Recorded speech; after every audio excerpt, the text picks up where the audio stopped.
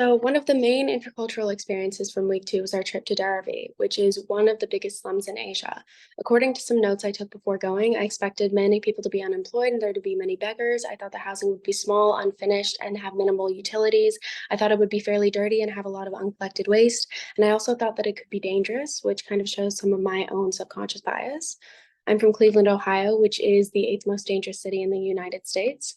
Crime rates are much higher than the national average, and this experience growing up has definitely colored my personal views on safety, specifically in largely populated and lower income communities. I also thought the word slum had negative connotations, but learned that a slum in India is simply just government owned land.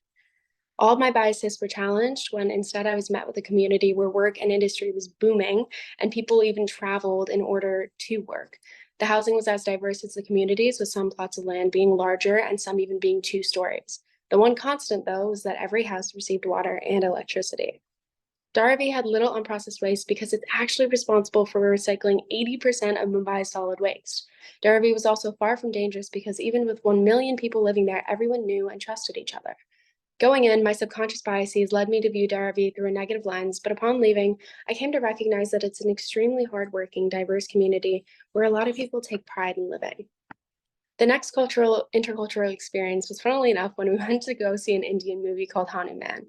I didn't expect a movie would have made an impression, but culture is often communicated through art. Culture played an important role as everyone stood for the Indian national anthem before the movies, characters wore traditional clothing, and music and dance were used for storytelling. Religion also played a huge role as the plot revolved around the Hindu god Hanuman. This movie also gave insight into the roles religion and culture play in Indian media and art. Many of us also went to get henna, which gave insight into this cultural practice and another art form.